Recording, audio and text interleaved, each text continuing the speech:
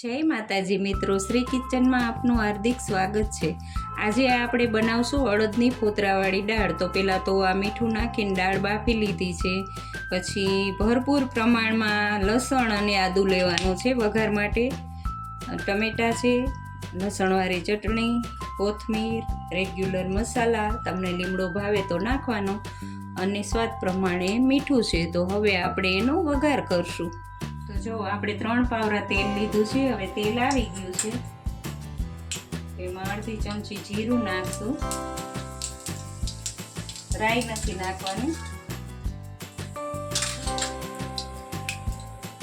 હિંગ લઈશું અડધી ચમચી,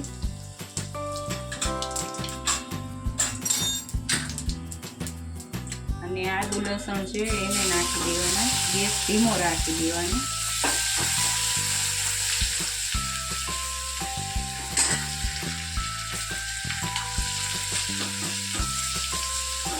એમાં ટમેટા નાખી દેવાનું। આમાં ડુંગળી પણ નાખી શકાય, અમે નથી નાખી અત્યારે।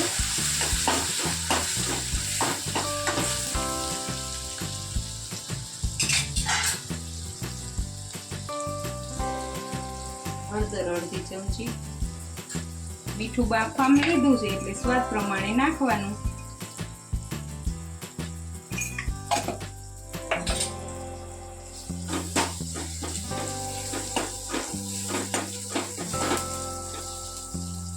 હવે આપણે ટમેટાને થોડીક વાર ચડવા દઈશું। હવે જો આપણા ટમેટા સરસ રીતે ચડી ગયા છે, તો એમાં પહેલા આપણે લસણવાળી ચટણી નાખશું। 1.5 ચમચી છે નાની લસણવાળી ચટણી નાખી છે, એને મિક્સ કરી લઈશું। હવે આપણે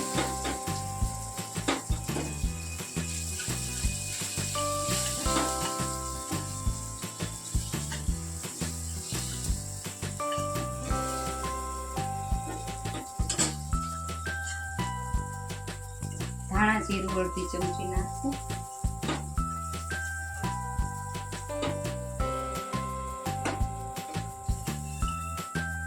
દાળ બાફેલું પાણી છે એ થોડુંક નાખશું, મસાલા ચડે એટલું જ નાખવાનું છે।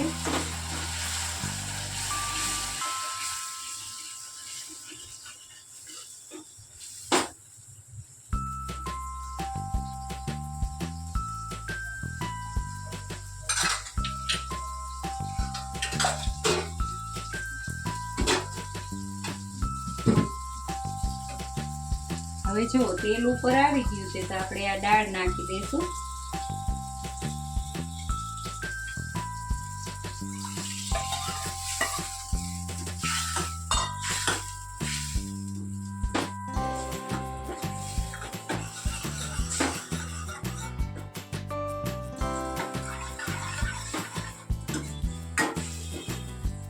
આમાં ઉપરથી તમે ઘી નાખી શકો, ભાવે તો નાખવાનું।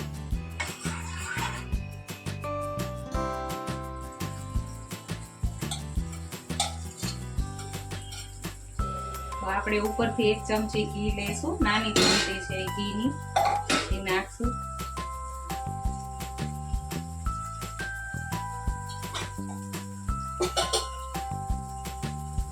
ઘી માખણ ગમે એ નાખી શકાય, બહુ ટેસ્ટ લાગશે આનો સરસ। હવે એને મિક્સ કરી લેવાનું।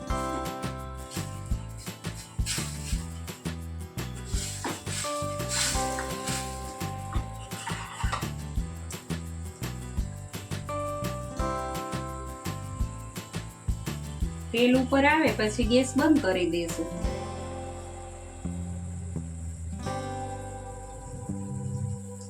તમે જોઈ શકો છો તેલ આવી ગયું છે ઉપર। હવે આપણે ગેસ બંધ કરી દઈશું।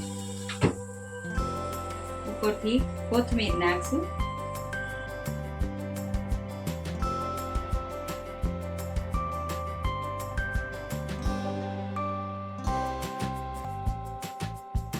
તો હવે આપણી આ અડદની ફોતરાવાળી દાળ ટેસ્ટી બનીને તૈયાર છે। જો તમને આ મારો વિડીયો ગમ્યો હોય તો લાઈક, શેર ને સબસ્ક્રાઈબ કરવાનું ભૂલતા નહીં।